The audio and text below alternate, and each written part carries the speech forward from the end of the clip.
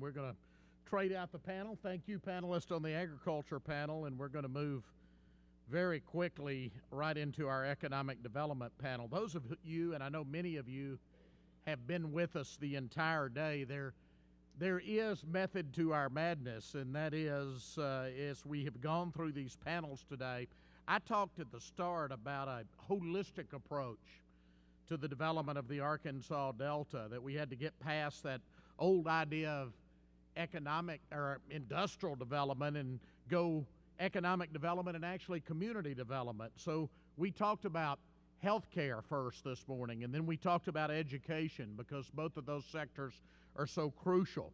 And then we talked about agriculture, which of course is such a big part of our Delta economy. And now we will hopefully bring all of that together with our economic development panel, and we'll try to leave a few minutes at the end of this one if you have any questions here before we close for the day. Our moderator of this panel will be Dr. Carla Martin.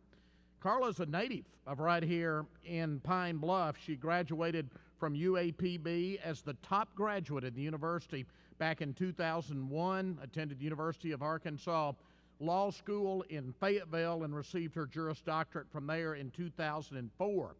After that, she returned here to Pine Bluff, accepted a job with the Brown Law Firm, which is now McKissick and Associates, that many of you are familiar with. In 2006, she went to work for Walmart, of course, our great Arkansas-based company, as a real estate transaction manager.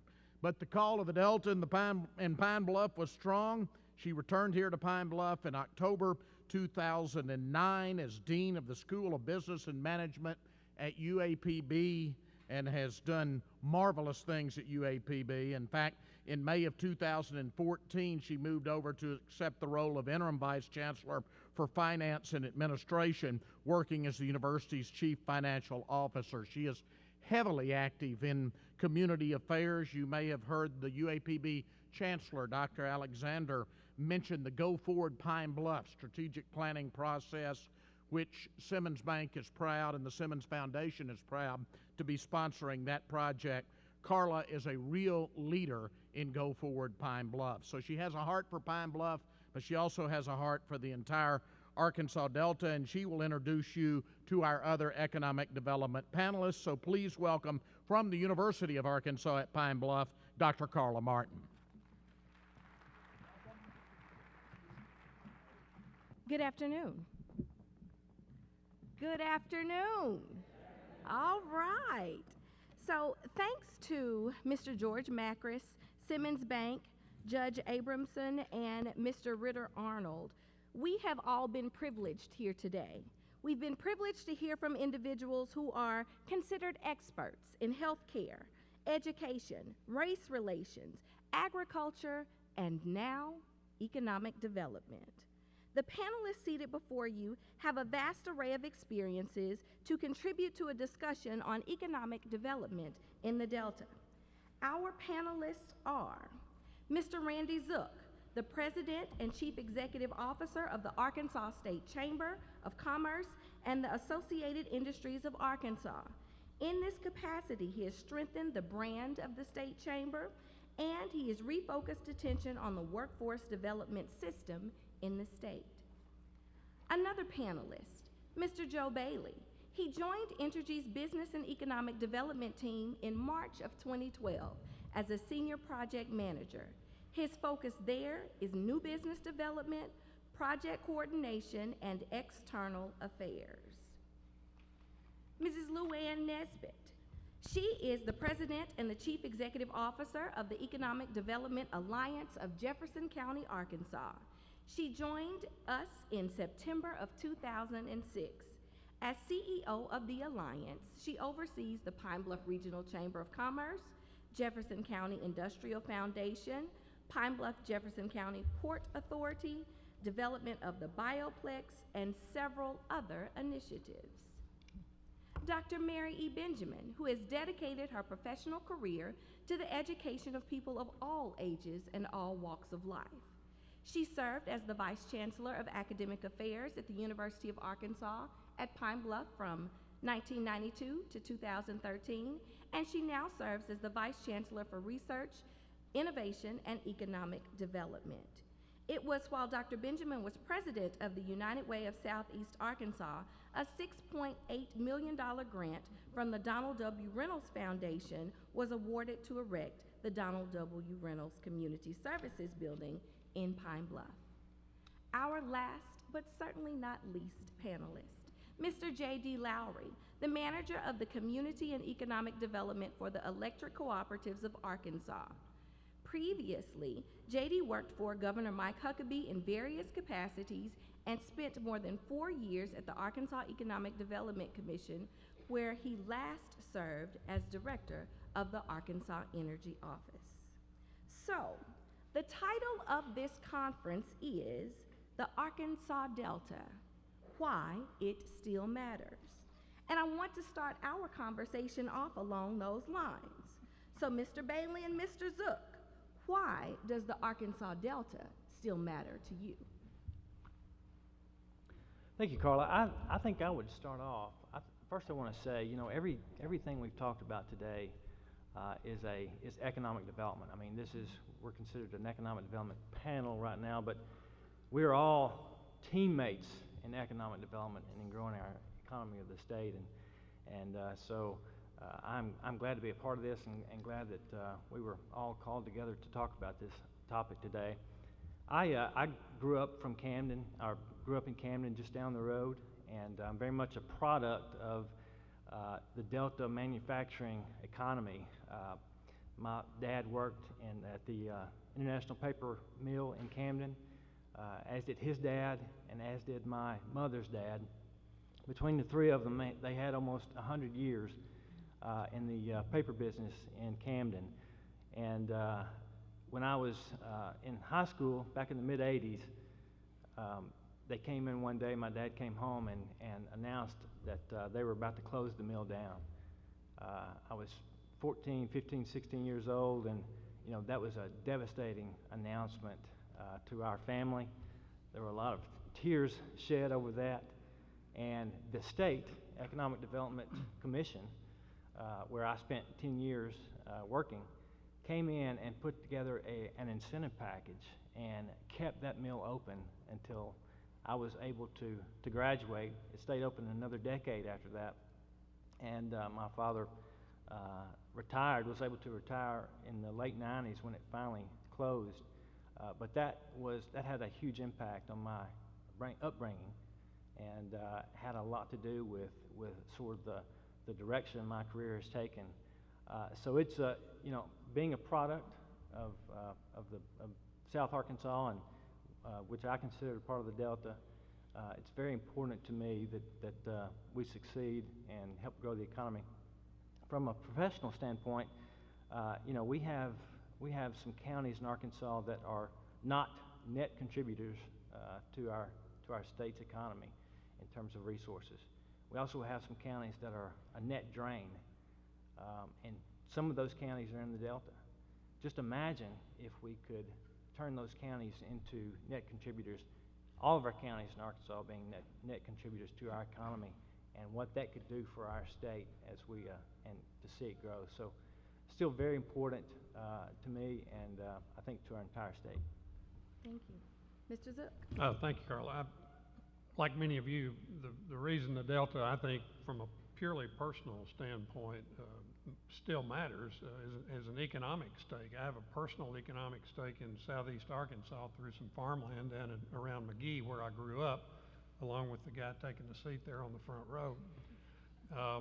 And look, this is a powerful part of our economy. You heard the ag section just before us talking about the numbers that are created and generated through this section of the state, this what I would call maybe the eastern third or so of the state. It's an economic powerhouse. We simply need to figure out ways to continue and sustain the innovation within that sector of our economy to find new markets, new products, new applications, new methods, all kinds of new ways to put to work the incredibly valuable resources that we find here. This is an important part of the grain basket of North America. We have an incredibly bright future here. It's just a matter of getting from where we are to where we want to be.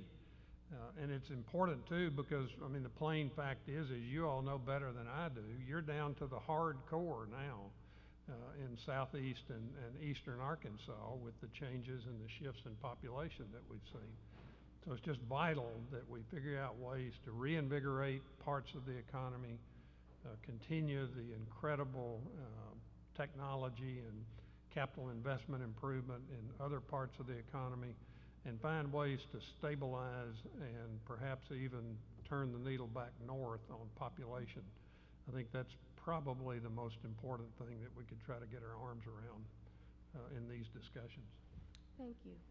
Dr. Benjamin, you started your professional academic career in Itta Bena, Mississippi at Mississippi Vocational College. Absolutely. Based on your past and current experiences, you obviously find value in vocational and collegiate education. Talk to us about the role education plays in spurring economic development. Thank you, Vice Chancellor Martin, and good afternoon to all. I did start my career in Itta Bena, Mississippi, with the cotton field as my backyard, and the planes blowing the poison over those cotton fields in the afternoon. I'm also the product of land-grant institutions that put a lot of emphasis on outreach and partnerships. In terms of economic development, I always operate, and I would ask you to think about with me just a little bit, operating from an institutional perspective. That is, when you look at a community, it has various institutions. It has the family, the church, the economy, the government, and they all must work together, because if they don't, if anyone slacks off, there's a good possibility that that community is not going to be where you would like it to be. For an example, at UAPB, we just recently received a grant to start with early Head Start education. For those of you that were here this morning, one of the speakers talked about Generation Z. Well, I was thinking I needed to ask him a question. What is the generation that we now have in the cradles? Because that is the generation that we need to also work with as we build the foundation for a very progressive economy. And now to your question of vocational education. From an institutional perspective, we start education with early childhood education, and we bring it up through 1 through 12.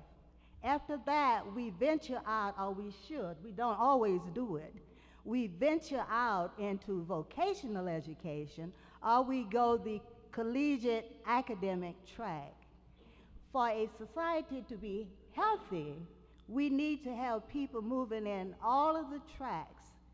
But to determine what's needed on those tracks, we need, this is where the partnerships come in. We need the close partnership with business and industry, helping us to look at the curriculum, providing internships, having an open mind about hiring in terms of fair employment practices, which will help us address the brain drain that we are currently having. So for me, there's no separation. You cannot separate the need for the academic traditional college track from the vocational track. They are all a part of that whole institutional approach, a Gestalt approach to the advancement of society. You touched on partnerships for just a little bit.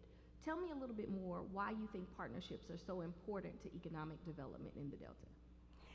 Partnerships are absolutely part and parcel of economic development. For a business to come into a community, it's going to be a major industry, for an example. It's going to be looking at what is the workforce potential, what is the quality of life in that area, what is the population looking like, What is the crime rate? We haven't mentioned that very much today. But they want to know all of that. So if we partner with the Chamber of Commerce, and I'm so glad we have someone here on the panel from the Chamber, the State Chamber, that can help us pull together the various pieces to help advance our society. So for partnerships, one thing we have to look for in partnerships is there has to be a give and take. There has to be mutual respect for a good partnership to work. So if we ask business and industry to come to UAPB at 7:30 in the morning to look over our curriculum, to help us find internships, to agree to be guest lecturers, then they want to know, what is it in it for me? So there has to be a mutual gain in that process.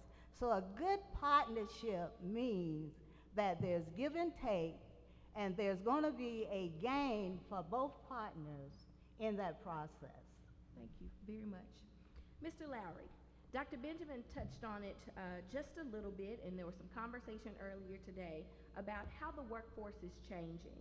Baby boomers are retiring, and millennials are assuming leadership roles and taking up greater space in the workforce. And anybody out here who knows a millennial knows that they are a group of people to be reckoned with.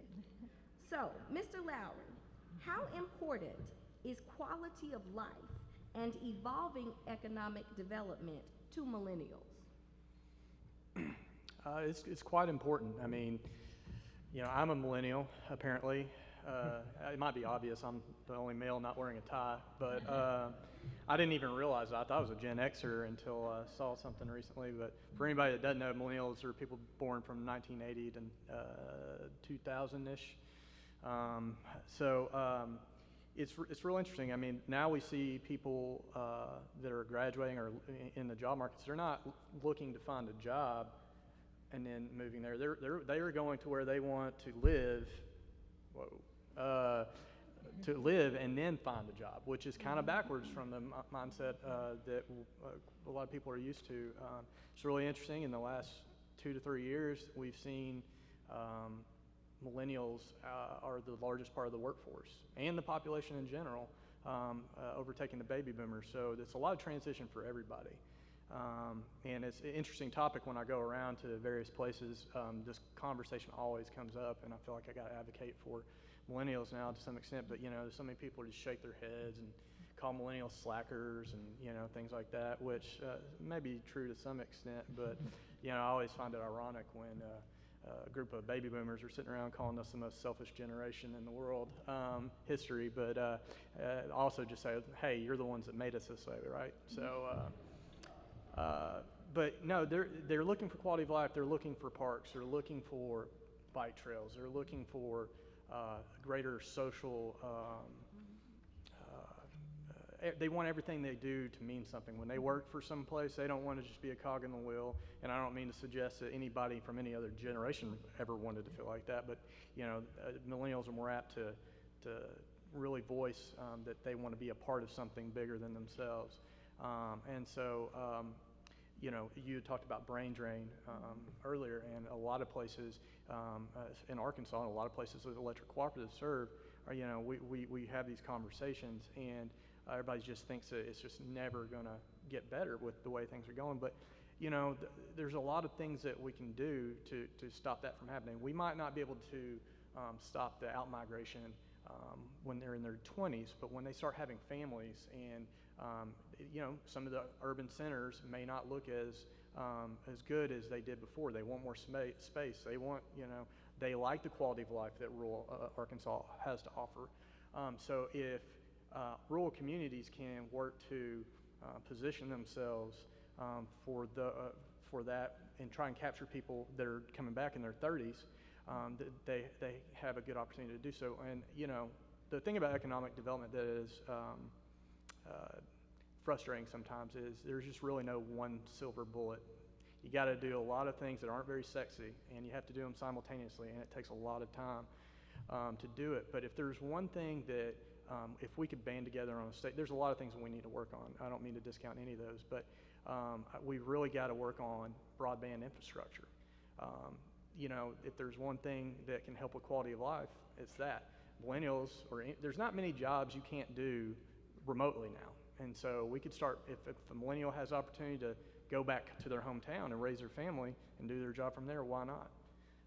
And also, you know, you hear a lot of, and there's a lot of opportunities there for the maker economy that we see in the Delta, and it has increased quite a bit. But finally, it's not just about the tech sector. When you talk about broadband and access, I know there was an article in the paper not too long ago. It's not just these entrepreneurs, these young people that are like maybe, you know, are going to create 5 to 10 jobs. I mean, we're talking about the ag sector that we just had a panel on. They're more and more dependent on access to broadband. Data is a big part of their business, and it's a big part of traditional manufacturing. And in fact, these manufacturers are out there telling us that, you know, access to broadband is equally as important as it is to electricity, water, natural gas, and these types of things. So it's important that we try to address these things if we want to move the economy forward in rural Arkansas, and especially the Delta. Thank you very much. Mr. Zook, I want to transition to you. As the president and CEO of the Arkansas State Chamber of Commerce, you know that many cities and towns have their own Chamber of Commerce, or they've partnered together to form regional chambers of commerce. I have a two-part question for you. Part A, what makes a strong chamber? And Part B, what is the chamber's role in economic development? Two good questions. Let me take the second one first. What's the chamber's role in economic development? Or I think the broader subject is probably community development. I think that's really what we're all talking about today, is how do we make a stronger, healthier community, whether it's a town, a county, or a region. In this case, we're talking about the Delta. Well, I think community chambers can play an incredibly important role, and it starts with the role of convening, namely getting people together. It's incredible to me how many school superintendents have never sat down and had a cup of coffee or a meal with the manager of the largest, or the owner for that matter, of the largest business in the area. Much less a conversation about, am I meeting your needs with the product I'm producing in my school system?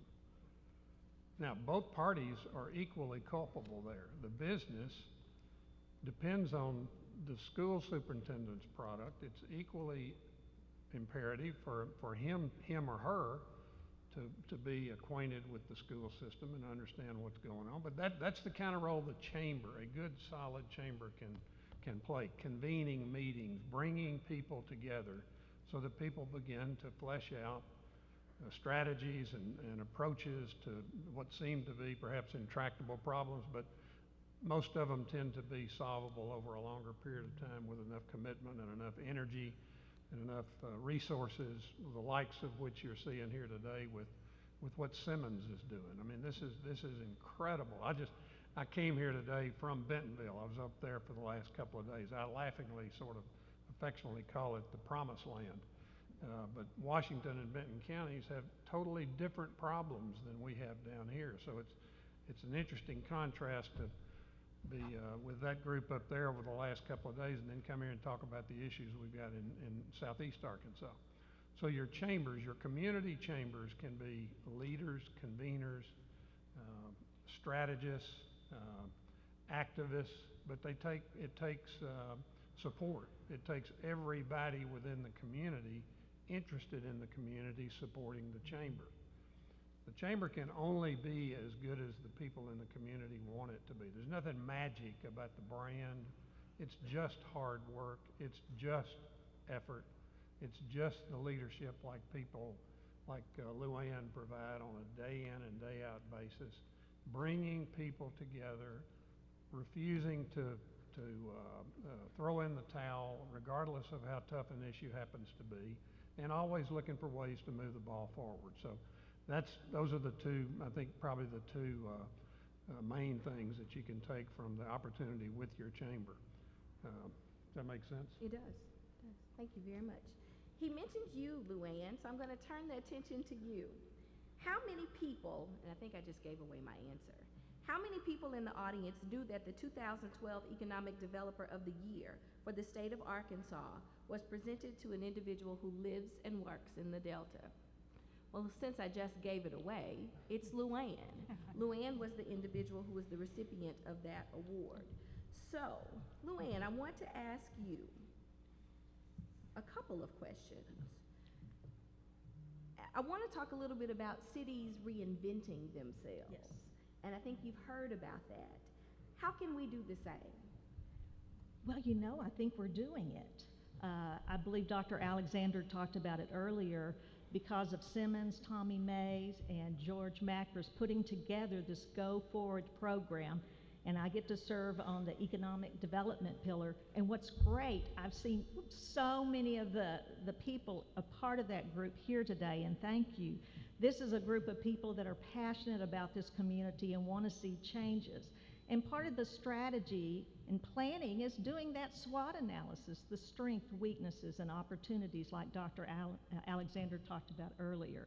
So we're going to do that, and hopefully in the next year we'll start implementing all those things that we're coming up with. But first we have to understand who we are, what those assets are, what the opportunities are, and what are the threats and what we need to do to improve that. Now from that, what's exciting to me is when you're looking at growing a community, and we have had a loss of population for quite a few years.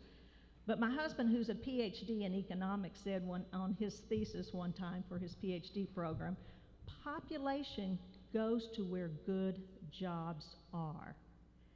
And because of this community, a few years ago, we voted in this economic development sales tax of 3/8 cents. And in the last 3 years, we've probably had more announcements than we've had in the last 20 years. It is a game changer. And I loved what the director of Arkansas Economic Development Commission said. He said, you need a home run hit. And he talked about Big River. But guess what? Jefferson County had a big home run hit. And that's that Energy Security Partners. That's that gas to liquid plant. And that's a $3.7 billion with a B dollar project that will bring 2,500 construction jobs over the next 10 years and 225 full-time permanent jobs. Now, if we add up all those jobs in the last 3 years from the announcement of Highland Pellets and Southwind Milling and Kisswire and Mondi, we are looking at approximately now, even with phase 1, 2, and 3 of the gas to liquid plant, we are looking at a total of $10.4 billion of capital investment in this county. And that is huge. It is a game changer. But what we have to do when we were talking about an education is being prepared. We've got to start preparing people for those jobs. We have 2 years for Highland Pellet to get their plan up and going, and we've got to get those skills assessed, get with our schools, make sure we're going to be training and having people ready for those jobs, just like the jobs for ESP. So to me, it's very exciting what's happening. I think we're going to start seeing a lot more positive changes, and there are good things happening here in the Delta. Luann, you talked a little bit about the decline in population, which equates a decline in our tax base. Yes. Tell me, how do those of us who remain support economic development with the hopes of bringing back businesses and bringing back the population? Well, I always say, you know, to bring in those restaurants and retail that you want to have here, first you have to start growing your population. But people have to have good jobs, because when they have good jobs, then what are they going to do? They're going to shop more, they're going to go out to eat. So we have to build that base first. I can't bring a Target or a TJ Maxx in if they look at our population rate and it's been going down for the last 20 years. That wouldn't be a good business investment for them. But if they see that population growth, then that creates interest. But the other key to it, you know, we talk about the economic development side, population follows good jobs. Well, those are families. And where do families want to locate? Families want to locate to where there's good schools. So education is key. So it's very important that we do everything we can to improve our schools, but also to support our colleges. Thank you very much. Mr. Bailey, being born in Camden, Arkansas means you are no stranger to rural life. Your current employer, Entergy, has a strong presence in rural Arkansas and the Delta. So my question to you is, what is the key from a corporate perspective to advancing economic development in the Delta? Well, I think, you know, a lot of people have talked about the solutions today, and so I'm probably not going to say anything new. I've spent the last 15 years of my career in the trenches, so to speak, of business recruitment, meeting with companies who are in the state kicking tires, looking at sites, and also in other states, knocking on doors and trying to market Arkansas as a business location. And, you know, first and foremost, we have to overcome the negative perception that we don't have a skilled workforce. And it is a perception. It's not always true. We do have some skills gaps that Randy is working very hard to address, along with a lot of other people. But when we have successes, we have to market those successes. Just as Luann is talking about, we have to be able to tell our story, because we do have some successes in our books, and we have to be able to smartly and using our resources sufficiently to market ourselves and tell that success story. We also have to play to our strengths. I've heard several people say that today. We have to play to our strengths. You know, we have still have very fertile soil in the Delta. We have a short growth season.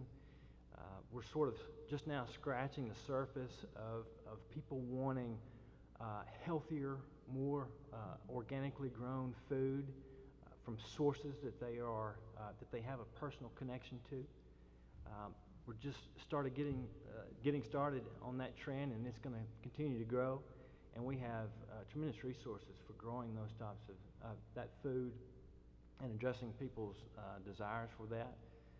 We still have a tremendous upside in our timber industry. It may not ever be the construction industry that we knew years ago, and we have to find new uses for a lot of our resources, our natural resources, our timber, the minerals in the ground that we have here, and we have to find ways to find new solutions to problems using those natural resources that we have in abundance. And I think that by focusing on those areas, we can continue to grow our economy in the Delta. Great. Thank you very much. Ladies and gentlemen, these are the experts, and they have shared with you their thoughts. So we're now going to take a moment to allow you to ask them questions. If you have a question, there are 2 microphones in the aisle, and I invite you to a microphone to share your thoughts. Do we have any questions from the audience?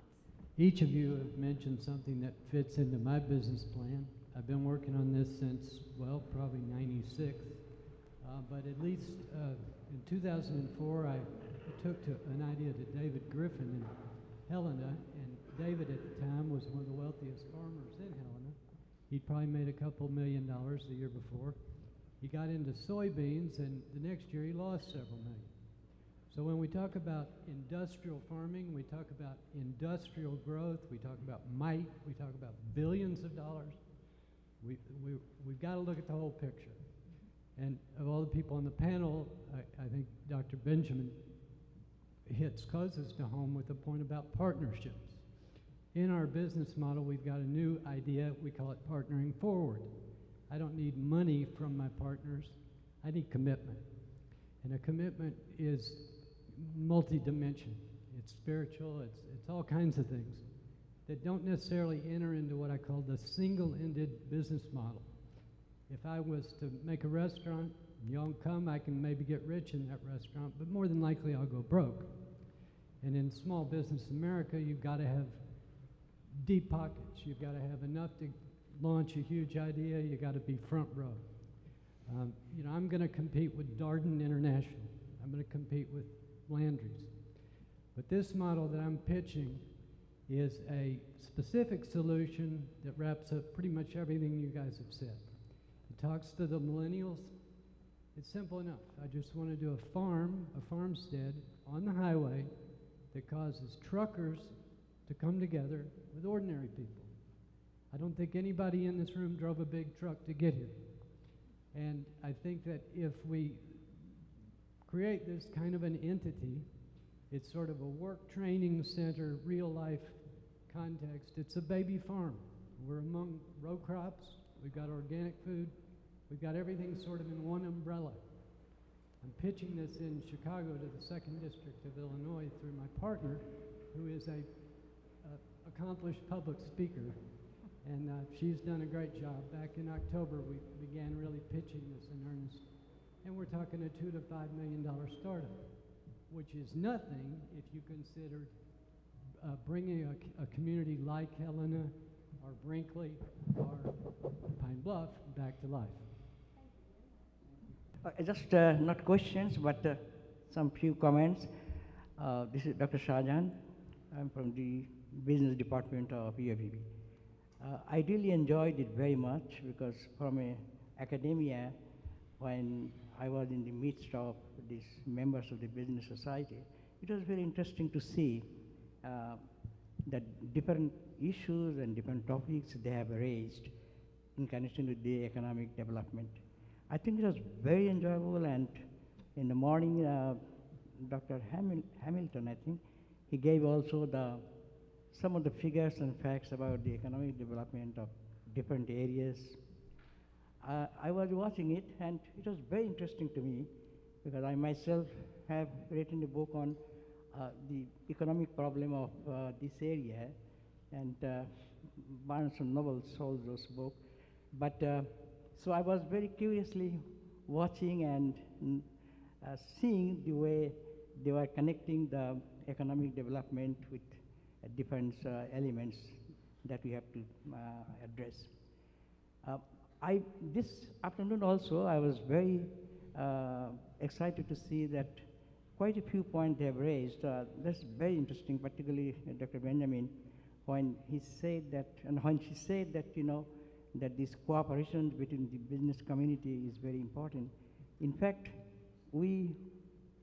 whenever we try to change our curriculum, we always take into account that what are the needs of the business society. Because after all our goals, for the UAPB has produced since its inception, the business department started working, several thousand, 6,000 to 7,000 business graduates we produced, and those graduates are now working in different parts of these nations, and they played their role very much in the growth of the economy of this country. And I have mentioned in my book that too. The main thing that was, I would like to add with that it's impossible now to think of economic development of any area or any region without the cooperation of the business people. So as Dr. Benjamin rightly pointed out, that cooperation between the two is very essential. Our curricula cannot be changed without having the good input from the business people. So we have a business advisory committee. We always consult with them whenever we change our curricula. So it was very interesting to see that they're very much aware and they want to have cooperations with the academia. In this connection, only point that I will be adding that this economic growth, the capital accumulation that has taken place in the societies, particularly in America, is a spectacular. Right now we have about, let's say, close to $17 trillion is the GDP, the gross domestic product, which we measure to measure the wealth of the nations. And it is tremendous, no doubt about that. But there is a question mark that although the economic development is associated with the growth of the economy or growth of the world, but the other part, that is what I have not heard this morning and this afternoon, is about our concerns about the distribution side of this economic growth. It's a very, very important, because we all have participated, we all have worked hard, are working hard too, in developing the wealth of this nation. But we have not taken as much care as we should do in the distributions of wealth among our members of the society. As a result, the kind of disparity of income that we see between different people, different professions, different groups, different areas is really very much disturbing, because it embarrasses us, because if you look at the salary and other things of different professional group or in different places, it's not very welcoming thing. Anyway, my main point was here that if we take the $17 trillion as the GDP, the wealth of this country, and per capita GDP comes to about roughly about $53 or $54,000, and then in Arkansas, my own study and my measurement, it shows that most areas, household income runs around between 30 to 34,000 household income, but then on an average. But that is happening since I started collecting data in 1985, which means almost 30 years. We didn't make much progress. That almost, we can say that the stagnancy is strongly prevailing in this economy. Thank you, Although, Dr. Shajan. Thank you very much for those comments. We are certainly going to be mindful of the information that you have shared, as well as the information that was shared with the other gentlemen. So I do believe we have a response or an additional comment. Mr. Bailey? I was just going to say, he reminds me of one of my favorite professors from my grad program in public administration. And I wanted to make another comment about corporate partnerships. And I'm going to share a story and I'm going to steal Mike Preston's thunder a little bit that I've heard him tell before. He was in Paris for the air show last year, and a lot of the states, most of the states, definitely the states in the South that we compete with for business, were also there, and set up a reception after the show for a lot of the companies. The governor was there. During our reception at a very nice restaurant, the state of Alabama had rented out the Eiffel Tower to entertain corporate and business people. We cannot compete. We don't have the tax base to compete with the Alabamas and Georgias and Texas in the world, but that is where some corporate money and some business money can come in and help defray the costs. And the Arkansas Economic Development Foundation is a private entity that helps raise funding and to help offset some of those marketing costs. So that it's a very important way that private money can be used to help market our state. I've been given the 5-minute signal, so I want to offer some closing comments. Did see two people want to share. Dr. Benjamin and Mr. Zook, please share with us. Go ahead. Okay, I'll be very quick. But I've been here since about 9 o'clock this morning, and as we come to the close, I just wanted to throw out a concept that came across my mind when I first heard about this forum. We have been looking at the parts. We've been looking at the parts of the Arkansas Delta. We've looked at the schools, we looked at the economy, we looked at health, and we've broken it down. Like, we have wonderful things that will happen here in Jefferson County. That's a part of the Delta, because the Delta is perceived as a whole. Our goal, I think, is to look at the parts. The SWOT analysis will help with that, but also to bring it together as a whole. And in doing that, we'll get to progress. And that's where I think we want to end. So we want to look at the parts, take them apart, put them back together in a different manner. We'll have a new whole, and we'll have progress, which is what I am hopeful for. Mr. Zook. 2 quick thoughts. Your businesses you're going to have to grow your own businesses. This is true in just about any community. All your job growth is going to come from existing businesses, almost all of it. Those rare singular opportunities that result in a big deal are unicorns in many cases. So the growth opportunity has got to come from healthy, locally owned, locally managed, thriving entrepreneurial businesses. And the last thought is just to reaffirm The communities that will thrive over the next 10 to 20 years are the communities that demand and expect and make sure that their public school system is top-notch and world competitive. Without that, a community is just toast or roadkill that's going to happen sooner than later. So if by chance you missed it, this panel shared with you some action items, and every good panel does that. Number one, you need to get involved with your local Chamber of Commerce and play a role in the strategy that's being created for your community. Number two, support your local business and corporations and hold them accountable for involvement in the local community and for spurring economic development. Number three, perception is reality. So market yourself as a resource and as an asset. Number four, get an education, and it doesn't matter what kind, whether it's vocational, technical, or academic. Number five, create partnerships that are of value to all parties involved, because there is strength in numbers. So don't be afraid to partner and intensify the progress that can be made. Number six, listen to your millennials.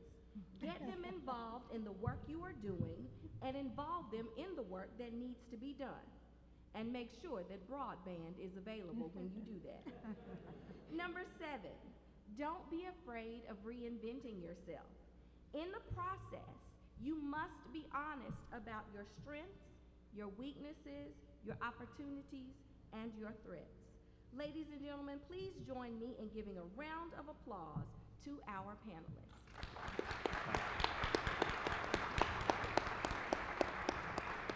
If you ask me and no one didn't, it boils down to chance, choices, and change. If we don't take a chance to make some tough choices, our life in the Delta will never significantly change. Thank you so much. Thank you.